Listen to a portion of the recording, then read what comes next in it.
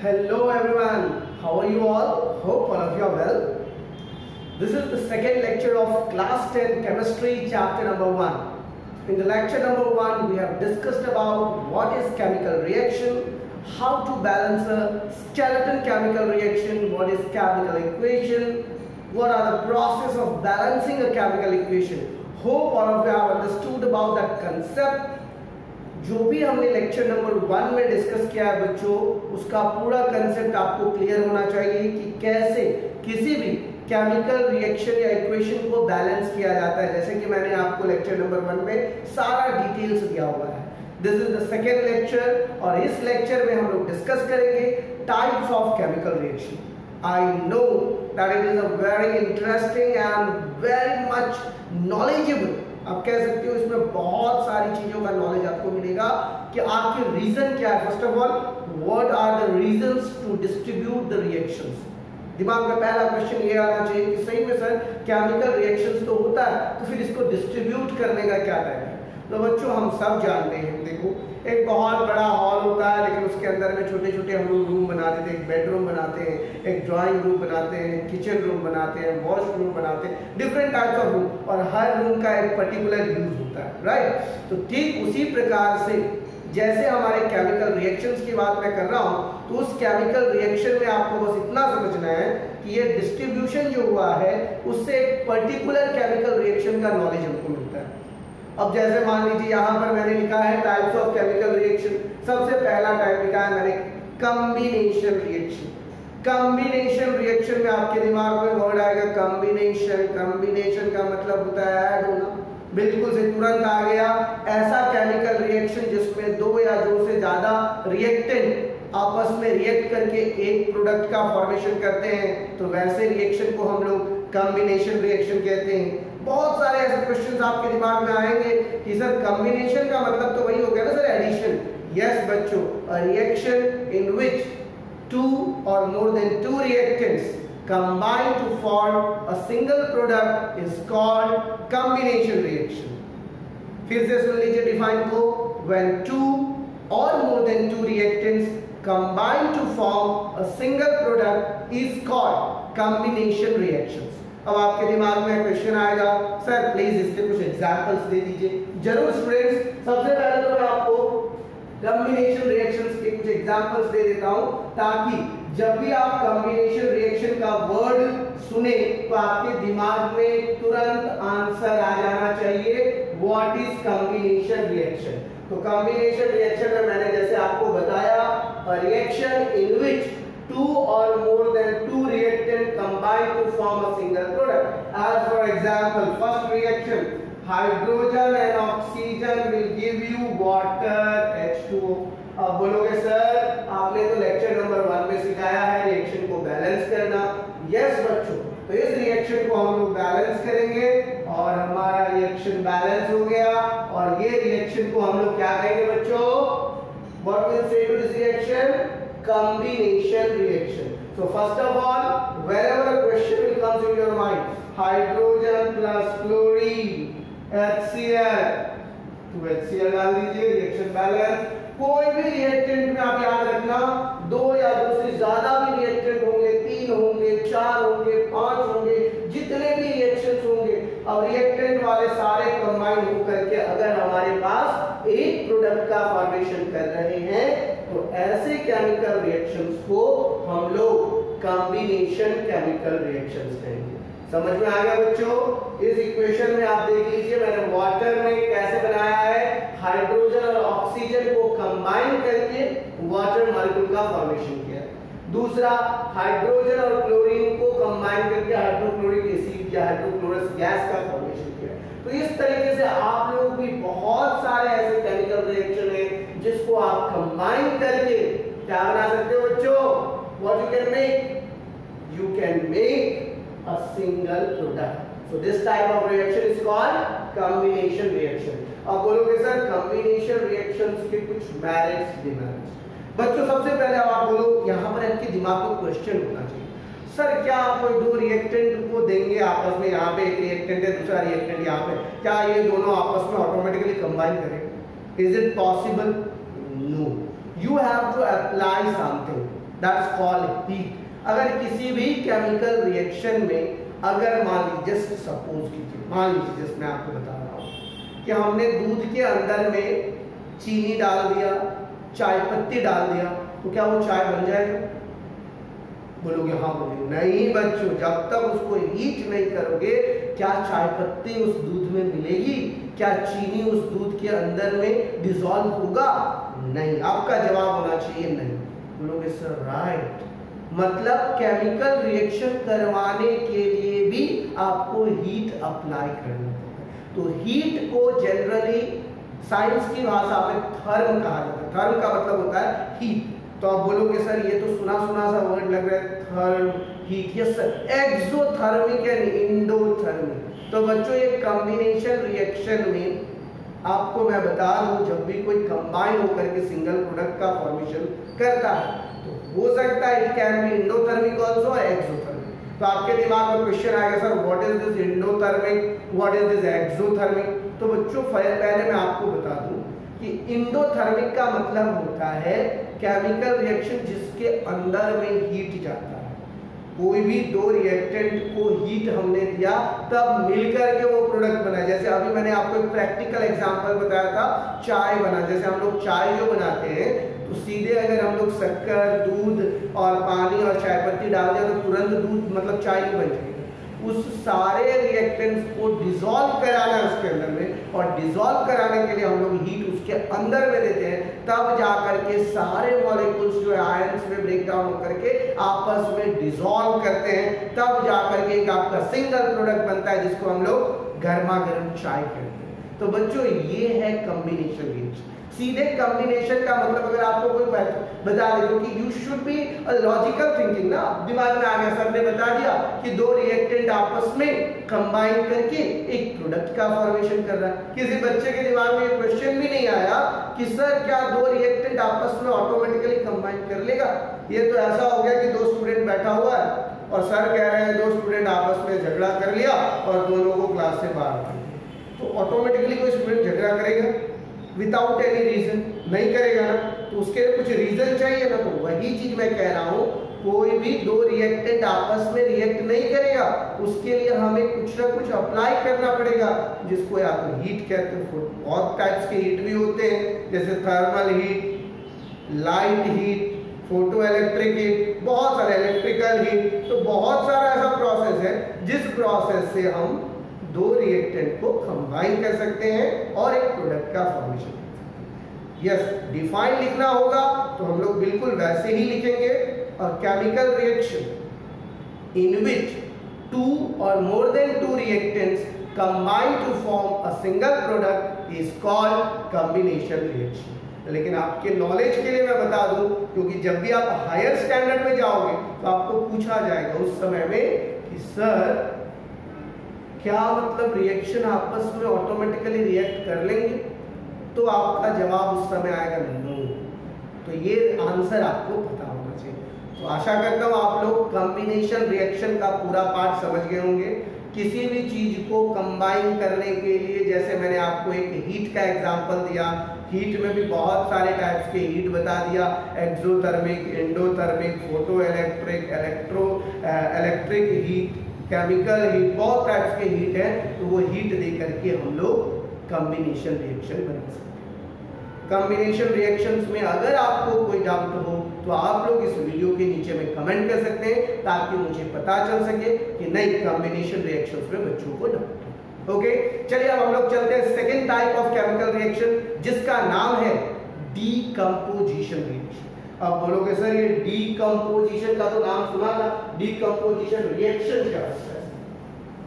आपके दिमाग में क्वेश्चन आएगा कि सर आपने लिख तो दिया डीकंपोजिशन रिएक्शन, लेकिन आखिर ये होता क्या है डीकंपोजिशन रिएक्शन? तो मैं आपको बता दूं बच्चों, डीकंपोजिशन रिएक्शन होता है। डीकंपोज का मतलब क्या होता है बच्चों? मुझे पहले ये बताइए, डीकंपोज का मतलब क्या होता है? टूटना। जैसे हम लोग बोलते हैं ये बायोडिग्रेडेबल है और नॉन बायोडिग्रेडेबल है, तो ऐसा सब्सटेंस जो मड के साथ, सॉइल के साथ डीकंपोज हो जाए, मतलब वह अपने जो उसके पास जो प्रोडक्ट है वो प्रोडक्ट जो है आपस में टूट जाए, मतलब ब्रेक डाउन हो करके सॉइल के अंदर में डिजॉल्व हो जाना, सॉइल के अंदर में मिल जाना, मिक्स हो जाना, उसको हम लोग कहते हैं डिकम्पोज करना। याद है तुम लोगों ने पॉल्यूशन चैप्टर में पढ़ा होगा कि मतलब जितना भी बायोडिग्रेडेबल वेस्ट होता है उसको हम लोग डिकम्पोज कर सकते हैं, उसको सॉइल के अंदर में डाल करके उसको डिकम्पोज कर सकते हैं, राइट। तो ये तो आपने सुना है। चलिए यहाँ पर जो डिकम्पोजिशन रिएक्शन है इसका मतलब ये हो गया कि जब भी कोई एक सिंगल रिएक्टेंट को हम दो या दो से अधिक प्रोडक्ट में स्प्लिट कर सकते हैं। अ chemical reaction in which a reactant can split into 2 or more than 2 product is called decomposition reaction. A chemical reaction in which a reactant can split into 2 or more than 2 products is called decomposition reaction. As for example, calcium carbonate, आप सब जानते हैं calcium carbonate, इसको जब आप heat करोगे, अब मैं दूंगा यहाँ पे हीट, तो तुम लोग देखोगे सर ने तो ट्रायंगल बना दिया, इक्विलेटरल ट्रायंगल, तो बच्चों ये हीट का सिंबल है। आप लोग HEAT ये 4 लेटर ना लिख करके ट्रायंगल डाल दोगे तो समझ में आ जाएगा, ये हीट का सिंबल है। कैल्शियम कार्बोनेट को अगर आप हीट करोगे तो कैल्शियम ऑक्साइड और कार्बन डाइऑक्साइड के रूप में स्प्लिट करेगा। तो आपने देखा यहाँ पर एक रिएक्टेंट था जो 2 प्रोडक्ट में स्प्लिट। तो a chemical reaction in which a reactant splits into 2 or more than 2 products is called decomposition reaction। बोलोगे सर और कोई रिएक्शन है या सिर्फ एक ही रिएक्शन है, और ये रिएक्शन में भी क्या जो आपने कॉम्बिनेशन रिएक्शन में कहा था उस तरह से कुछ अप्लाई करना पड़ेगा? यस बच्चों, कोई भी चीज ऑटोमेटिकली नहीं होता है। ऑटोमेटिकली आपको मैं बता दूं कि क्या आप खुद सोचो, ऑटोमेटिकली आप पढ़ना चालू कर दो, आपको पढ़ने के पीछे भी एक रीजन है ना बेटा, कि आपको अच्छे मार्क्स चाहिए, अच्छे मार्क्स चाहिए, अच्छे ग्रेड चाहिए, तब जाकर के आप 11th 12th में जो भी साइंस स्ट्रीम लो, कॉमर्स लो या कुछ भी लो, तो आपको एक आगे में दिया हुआ है कि इस चीज के लिए ये करना है।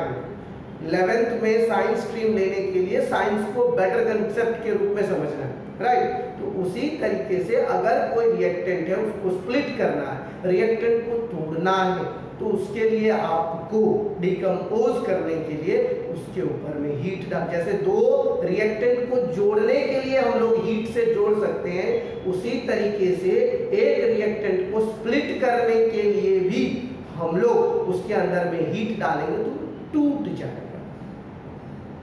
वो क्या हो जाएगा?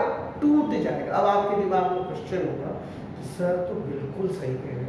मैंने एक प्रैक्टिकल करवाया था छोटे छोटे बच्चों को, शुगर का एक क्रिस्टल लिया था, एक या 4-5 क्रिस्टल ले लिए शुगर, जो चीनी हम लोग खाते हैं, उसको मैंने क्या किया, टेस्ट ट्यूब के अंदर में डाल दिया।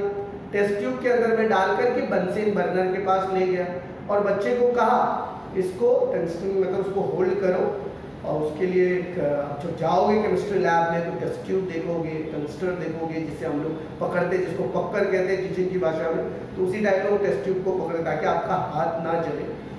टंगस्टर से पकड़ के जब उसने हीट किया तो उसने देखा कि चीनी के जो सारे क्रिस्टल्स थे, शुगर के जो क्रिस्टल्स थे, वो सब ब्लैक बन गए और ऊपर में वाटर के ड्रॉपलेट्स आ गए। तो बच्चों ने पूछा मुझे, सर ये कौन सा रिएक्शन है? तो मैंने कहा बेटा देख, तूने एक सिंगल रिएक्टेंट डाला था, तेरे पास 2 प्रोडक्ट बना, क्या साहब? तो देख ले, एक तो तेरे पास ये कार्बन डाइऑक्साइड बन रहा है, कार्बन एकदम काला काला क्रिस्टल जो था वो काला काला बन गया, और उसके साथ ऑक्सीजन है तो कार्बन डाइऑक्साइड, और ऊपर में वाटर। तो बोला सर ये कैसे हुआ? तो मैंने उनको कहा कि बच्चों यहाँ पर सबसे पहले तुम लोग जो है शुगर का केमिकल फॉर्मूला लिखो। बोला कि सर ये तो नहीं पता हम लोगों को शुगर का केमिकल फॉर्मूला। तो मैंने कहा no need to worry, C12H22O। बोला सर ये तो समझ में आ गया, इसका नाम तो सुक्रोज है। यस बच्चों, इसका नाम सुक्रोज है, इसको जनरल भाषा में आप शुगर कह सकते हो, चीनी जिसको हम लोग कहते हैं, बराबर। इसको मैंने क्या किया बच्चों, इसको मैंने हीट किया। आप बोलोगे सर आपने तो बोला बहुत टाइप्स के हीट होते हैं, exothermic reaction, endothermic reaction, light reaction. तो बच्चों यहाँ पर जो मैंने हीट किया, तुम बोलोगे कि सर इस रिएक्शन के दौरान कोई ये दो वर्ड जो मैंने लिखा है, एक्सोथर्मिक रिएक्शन, एंडोथर्मिक, पहले इस चीज को समझ लो बढ़िया से ताकि तुम्हारा कंसेप्ट क्लियर हो जाए। अ reaction in which heat is evolve, evolve का मतलब होता है बाहर निकलना। अ reaction in which heat is evolved is called exothermic reaction. A reaction in which heat is involved, involve और evolve ये दोनों वर्ड का मीनिंग आपको बताना चाहिए। इन्वॉल्व का मतलब क्या होता है? इन्वॉल्व का मतलब होता है उसके अंदर में मिल जाना, इन्वॉल्व हो जाना। Okay, don't involve in this matter, इस मैटर में तुम मत मिलो, इन्वॉल्व मत हो। और इवॉल्व का मतलब होता है बाहर निकल, I have evolve him from this matter, मैंने उसको इस मैटर से बाहर निकाल दिया। तो यही है बच्चों ऐसा केमिकल रिएक्शन जिसमें हीट इन्वॉल्व होता है, उसको हम लोग एंडोथर्मिक केमिकल रिएक्शन कहते हैं। और ऐसा केमिकल रिएक्शन जिसमें हीट इवॉल्व होता है, इवॉल्व का मतलब बाहर निकलता है, वैसे केमिकल रिएक्शन को एक्सोथर्मिक केमिकल रिएक्शन। तो ये दोनों आपका कंसेप्ट क्लियर हो गया, एंडोथर्मिक, एक्सोथर्मिक। आप बोलोगे सर इसके बारे में कुछ बताइए। तो मैंने इसको क्या किया, हीट किया, गर्म किया, लाइट रिएक्शन से लाइट उसमें डाला, लाइट लेकर के जलाया। तो जैसे मैंने डलाया इसको डाला बच्चों, तो ये जो है कार्बन डाइऑक्साइड बन गया। क्या बन गया? Carbon dioxide. और ये जो है वाटर। बोलोगे सर ये तो बहुत ज्यादा हो गया। तो बच्चों इस दौरान केमिकल रिएक्शन को जब तुम बैलेंस करोगे तो बोलोगे सर यहाँ पे तो ऑलरेडी 12 CO2 का मतलब हो गया 24 ऑक्सीजन और 11 गुना बाई हाइड्रोजन और 11 मतलब 24 और ये 12 O2 मतलब 12 टू जा 24 और 11, 24 और 11 होता है 35। और यहाँ पे कितने हैं बच्चों? O11। तो ये जो हीट होता है बच्चों, इसका मतलब प्लस ऑक्सीजन भी होता है। क्या होता है? ऑक्सीडाइज करने का मतलब होता है गर्म करना। कोई भी केमिकल सब्सटेंस को ऑक्सीडाइज, ऑक्सीडेशन करना मतलब उसको ऑक्सीजन के साथ रिएक्शन करना।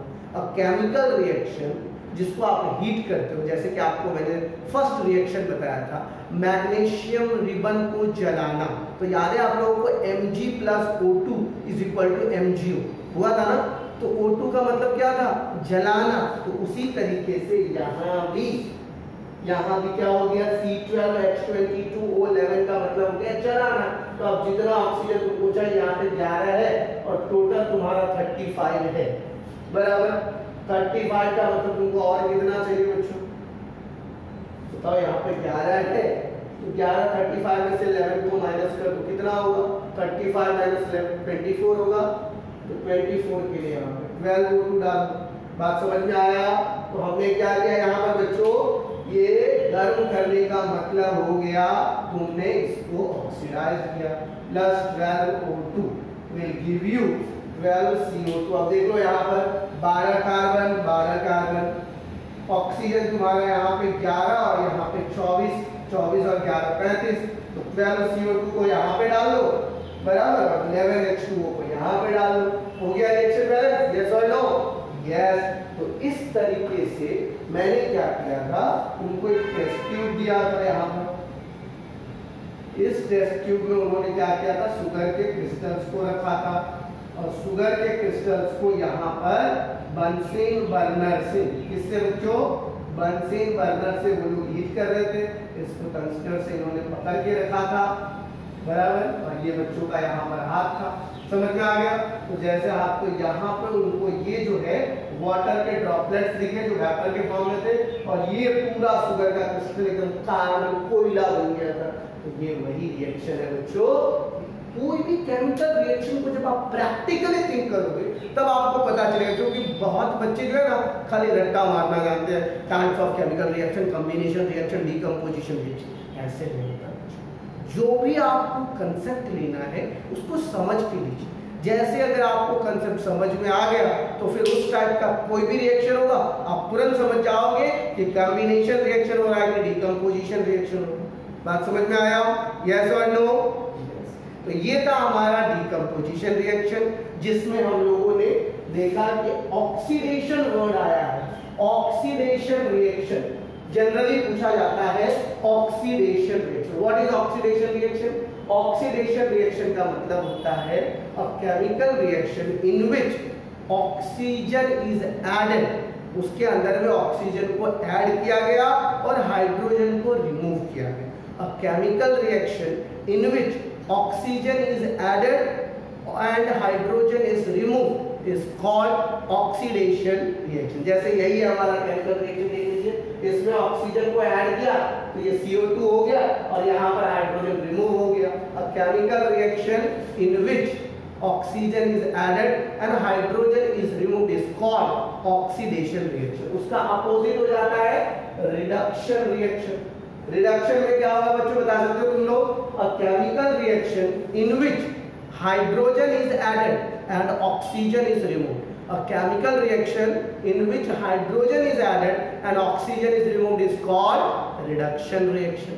और ऐसा केमिकल रिएक्शन जिसमें ये दोनों होता है, दोनों का मतलब ऑक्सीडेशन भी और रिडक्शन भी, तो वैसे केमिकल रिएक्शन को हम लोग रिडॉक्स केमिकल रिएक्शन कहेंगे। तो बच्चों अभी फिलहाल तुम लोग बस इतना ऑक्सीडेशन और रिडक्शन समझ जाओ।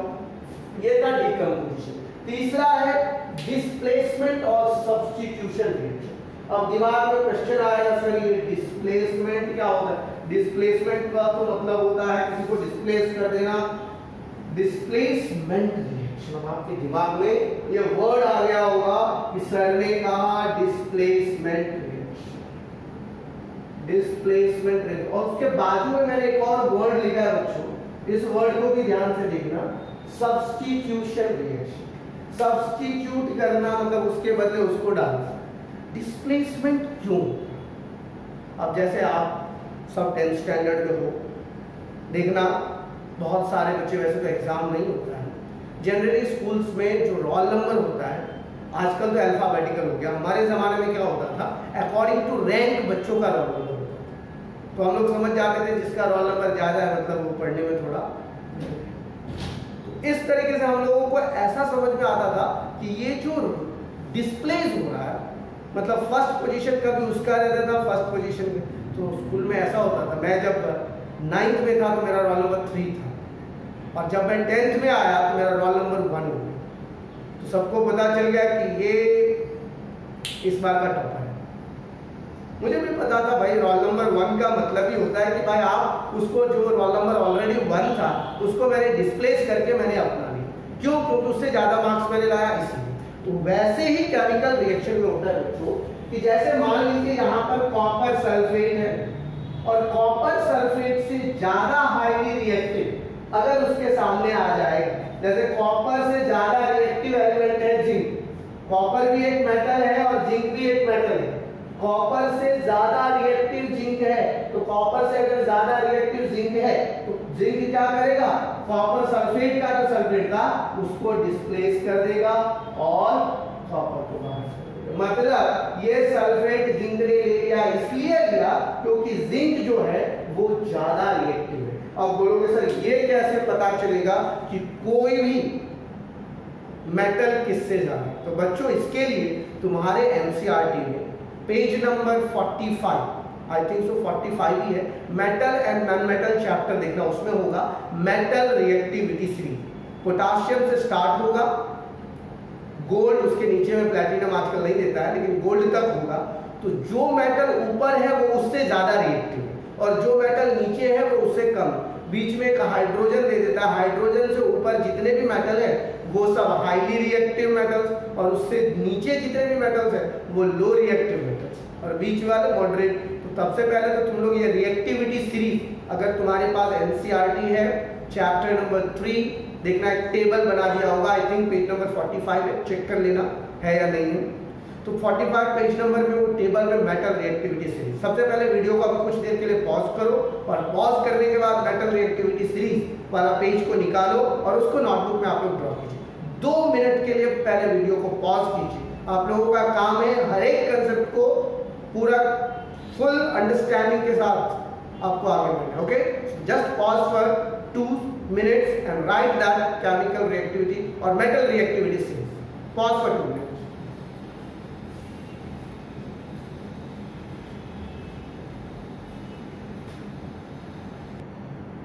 तो सब लोगों ने देखा होगा कि मेटल रिएक्टिविटी सीरीज में कौन से मेटल्स हैं जो ज्यादा रिएक्टिव। आप लोगों ने देखा या नहीं देखा एनसीईआरटी में?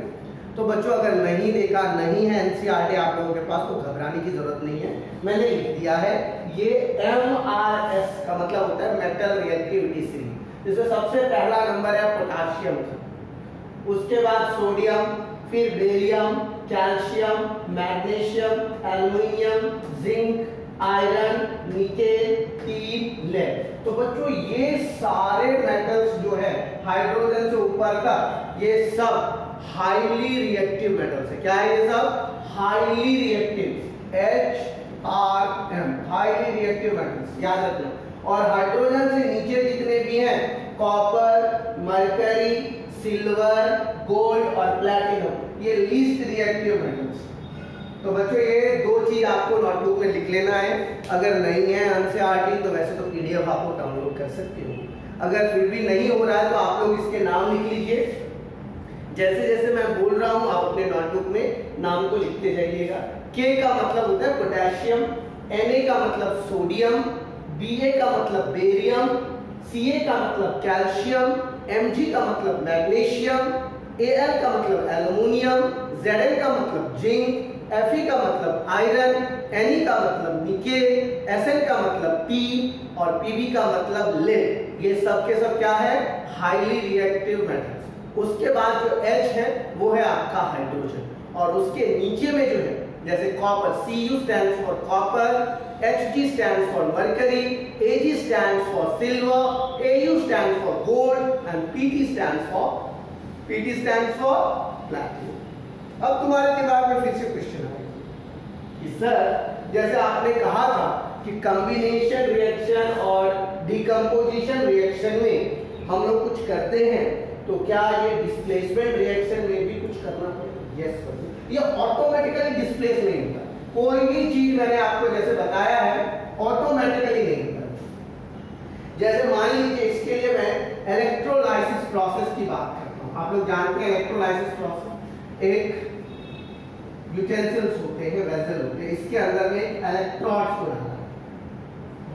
जैसे ये हमारा एक सॉल्यूशन है, इस सॉल्यूशन का नाम मैं डाला हूं कॉपर सल्फेट। CuSO4 जो होता है बच्चों ब्लू कलर का एक क्रिस्टल होता है, जैसे चीनी खाते हैं लोग शुगर क्रिस्टल, उसी तरह से ब्लू कलर का। ब्लू मतलब कौन सा ब्लू? ये वाला ब्लू नहीं बच्चों, वो जो इंडिगो वाला ब्लू होता है, आसमानी कलर वाला जो ब्लू होता है, उस टाइप का क्रिस्टल कलर। जैसे ये पेन है, देखो जैसे मैंने इससे लिखा है ये मेटल रिएक्टिविटी सीरीज जो ब्लू कलर का जो मेरा मार्कर है, उस मार्कर के टाइप का क्रिस्टल्स होगा, वही चीनी की तरह, शुगर की तरह क्रिस्टल होगा, वो कॉपर सल्फेट का क्रिस्टल होता है। उसको पानी में डाल करके हम लोग डिसॉल्व करते हैं। वैसे पानी में डालोगे, डिसॉल्व करोगे तो ये कॉपर सल्फेट का सॉल्यूशन बन जाएगा, जो कि ब्लू कलर का सॉल्यूशन होगा। कैसा होगा बच्चों? ब्लू कलर का सॉल्यूशन। एकदम जैसे हमारा समुद्र सब में देखना बाहर से ब्लू कलर का वाटर दिखता है, उसी टाइप का ये ब्लू कलर का सॉल्यूशन। अब इसके अंदर में तुम जैसे ही इलेक्ट्रिसिटी पास करोगे, या फिर जो भी तुम 11th-12th स्टैंडर्ड में जाओगे, तो ये इलेक्ट्रोकेमिस्ट्री एक चैप्टर ही है जिसमें केमिकल एनर्जी से इलेक्ट्रिकल एनर्जी कैसे कन्वर्ट होता है उसके बारे में। अभी फिलहाल तुम इतना समझ जाओ कि जैसे डिस्प्लेसमेंट रिएक्शन कब होगा, कैसे होगा, तो उसके लिए आपको इलेक्ट्रोलाइसिस प्रोसेस करना पड़ेगा। ये कॉपर सल्फेट जो है, CuSO4 जो है, उससे हाई रिएक्टिव वाले कोई भी मेटल आप डाल दीजिए, सोडियम से लेकर के लेड तक कोई भी हाईली रिएक्टिव मेटल का इलेक्ट्रॉन, तो सोडियम पोटेशियम का तो होता ही नहीं है, बाकी बचा एल्युमिनियम, जिंक, आयरन, ये तीन में से आप किसी भी एक इलेक्ट्रॉन को डाल दीजिए। तो मैंने जिंक का इलेक्ट्रॉन डाला था, तो कॉपर सल्फेट जो है आयंस के रूप में टूटते हैं, Cu2+ और SO4 2-, Cu2+ और SO4 2-। ये जो सॉल्यूशन है बच्चों, सॉल्यूशन, अब बोलोगे सर सॉल्यूशन यहाँ पे क्या होगा, तो बच्चों यहाँ पर सॉल्यूशन आयंस के रूप में ब्रेक डाउन होते हैं, जिसका दूसरा नाम डिसोसिएशन रिएक्शन।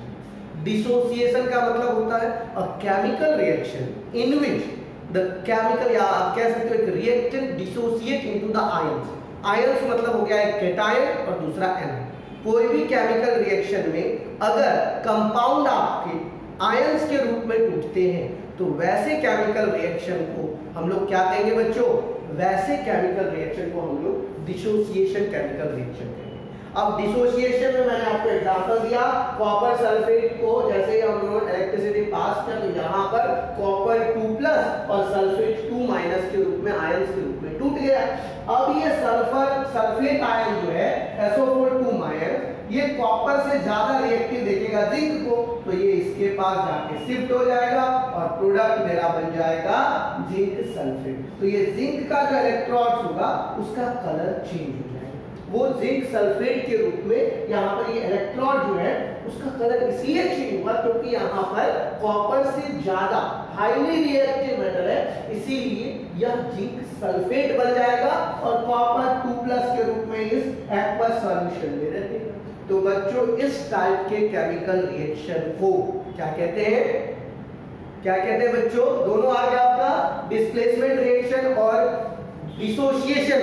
डिसोसिएशन का मतलब ऐसा केमिकल रिएक्शन जिसमें केमिकल्स आयंस के रूप में ब्रेक डाउन होगा। आयंस में भी तुरंत नहीं होगा, इलेक्ट्रिसिटी पास करना पड़ेगा तब जाकर के आयंस के रूप में ब्रेक डाउन होंगे, और जो इस निगेटिव आयन को डिस्प्लेस करके खुद के पास ले लिया वैसे केमिकल रिएक्शन को हम लोग डिस्प्लेसमेंट, मतलब आप कह सकते हो highly reactive metal displaces lower या least reactive metal compounds. Highly reactive metal displaces low reactive metals compound, तो उसको हम लोग डिस्प्लेसमेंट रिएक्शंस और डिसोसिएशन मैंने आपको बताया जो कंपाउंड आयंस के लिए। लास्ट है हमारा डबल डिस्प्लेसमेंट या डबल डिसोसिएशन। इसमें क्या होता है कि दो केमिकल कंपाउंड्स है आपके पास, दोनों केमिकल कंपाउंड्स अपने आयंस को एक्सचेंज करते हैं। यहां पर जैसे जस्ट सपोज कीजिए कि जिंक सल्फेट है बराबर और FeCl2 है, ये दोनों कंपाउंड है। इस दोनों कंपाउंड को जब आप डिसॉल्व कीजिएगा एक यूटेंसिल्स के अंदर में ले करके इस दोनों सॉल्यूशन को डालिएगा तो जिंक सल्फेट जो है Zn2+ और SO4 2- पे टूट जाएगा, और ये FeCl2 जो है 2Fe या फिर Fe2+ और 2Cl- के रूप में टूटेगा। तो ये जिंक जो है ये Cl2 को ले लेगा और ये बना देगा ZnCl2, और ये आयरन जो है इस सल्फेट को ले लेगा और ये बना देगा FeSO4। तो बच्चों इस तरीके से दो कंपाउंड आपस में आयंस को एक्सचेंज करते हैं। अ chemical reaction in which two compounds exchange there ions में निगेटिव आयंस को अपना मतलब अदला बदली कर लेते हैं, उसका निगेटिव आयन इसके पास और इसका निगेटिव आयन उसके पास, तो वैसे केमिकल रिएक्शन को डबल डिस्प्लेसमेंट रिएक्शन या फिर डबल डिसोसिएशन रिएक्शन कहते हैं। डबल डिसोसिएशन का मतलब वही हो गया कि यहाँ पर डिसोसिएशन में कैटायन और एनायंस में ब्रेकडाउन हुए और एनायन पार्ट जो है एक दूसरे में एक्सचेंज होकर के अपना कंपाउंड हुआ। तो बच्चों ये था हमारा types of reaction. Combination reaction आप लोग समझ में आ गया, डिकम्पोजिशन, डिस्प्लेसमेंट और सब्स्टिट्यूशन, डिसोसिएशन, डबल डिस्प्लेसमेंट। अब क्वेश्चन आता है यहाँ पर सर क्या क्या फर्क पड़ेगा जब भी कोई केमिकल रिएक्शन होगा, तो किस टाइप के इफेक्ट या किस टाइप के फर्क पड़ेगा? तो बच्चों मैं आपको बता देता हूं फर्क किस चीज का पड़ेगा। फर्क पड़ेगा उनके कलर में, फर्क पड़ेगा उनके कलर में। जैसे कोई कंपाउंड कॉम्बिनेशन होकर के ऑलरेडी यहाँ पे दूसरे कलर का मेटल था, किसी दूसरे चीज से रिएक्शन किया, और जैसे मैं आपको एक रिएक्शन बताता हूँ, कॉपर सल्फेट है CuSO4 ब्लू कलर का सॉल्यूशन, राइट। इसके अंदर में मैंने ग्रीन कलर का आयरन का ये आयरन का रॉड है जो आप लोग देखे होंगे, जनरली ब्राउन कलर का होता है आयरन का। जैसे इसको आप आधा घंटा के लिए छोड़ोगे तो ये रॉड के ऊपर में जो है FeSO4 जैसे बन जाएगा, ये ग्रीन कलर का आपको इलेक्ट्रोड मिल जाएगा। तो बच्चों ये फर्क जो पड़ता है तो किस चीज में डिफेक्ट, मतलब आपको कैसे कैसे पता चलेगा combination, decomposition, displacement, dissociation, double displacement, ये सब में सबसे पहले तो आप उसको प्रैक्टिकली सोचिए, क्यों रिएक्शन होगा, रिएक्शन कैसे होगा और उसमें क्या क्या इफेक्ट्स पड़ेंगे। जैसे कि मैंने आपको बताया exothermic reaction, endothermic reaction, oxidation reaction, reduction reaction और एक रिडॉक्स रिएक्शन रह गया था बाकी, वो भी मैं आपको बता देता हूं ताकि आप लोग ये पूरे टाइप्स ऑफ केमिकल रिएक्शन को समझ सकें। रिडॉक्स रिएक्शन क्या होता है बच्चों, कि ऐसा केमिकल रिएक्शन जिसमें ऑक्सीडेशन भी होता है और रिडक्शन भी होता है। जैसे मैंने आपको बताया कॉपर है और उसको ऑक्सीजन से रिएक्शन कीजिएगा तो क्यूप्रस ऑक्साइड, तो ऑक्साइड होना मतलब यहां पर कॉपर जो है ऑक्साइड हो गया, मतलब आप कह सकते हो oxidation reaction, oxidation reaction, addition of oxygen. और अगर एडिशन ऑफ हाइड्रोजन हम करेंगे H2 प्लस O2 H2O, जिसको 2 कर दीजिए और यहाँ पे 2 डाल दीजिए, तो यहाँ पर हाइड्रोजन आप देखिए क्या बोलोगे कि सर ये तो दोनों हो गया, हाइड्रोजन जो है अपना ऑक्साइड बना रहा है और ऑक्सीजन जो है अपना यहाँ पर रिडक्शन हो रहा है। तो इस टाइप के केमिकल रिएक्शन हाइड्रोजन का यहाँ पर बच्चों याद रखना, हाइड्रोजन का यहाँ पर ऑक्सीडेशन हुआ है और ऑक्सीजन का यहाँ पर रिडक्शन हुआ है। तो ऐसा केमिकल रिएक्शन जिसमें ऑक्सीडेशन और रिडक्शन दोनों होता है, वैसे केमिकल रिएक्शन रिडॉक्स रिएक्शन कहते हैं। सर कैसे पता चलेगा कि ऑक्सीजन, मान लीजिए हाइड्रोजन ऑक्सीजन के अलावा भी कोई प्रोसेस है?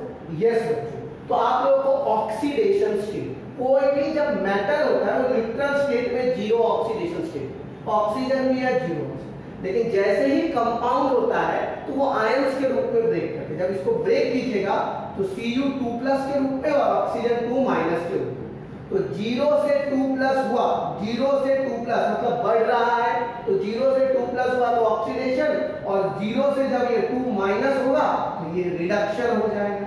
तो ऐसा केमिकल रिएक्शन जिसमें ऑक्सीडेशन और रिडक्शन दोनों होता है उसको हम लोग रिडॉक्स रिएक्शन। उसके बाद एक बच गया आपका न्यूट्रलाइजेशन रिएक्शन। कहोगे सर ये न्यूट्रलाइजेशन तो एसिड बेस में आता है? यस बच्चों, केमिकल रिएक्शन जिसमें स्ट्रॉन्ग एसिड और स्ट्रॉन्ग बेस मिलकर के कोई भी दो रिएक्टेंट, एसिड और बेस इसलिए बता रहा हूं कि यहां पर जो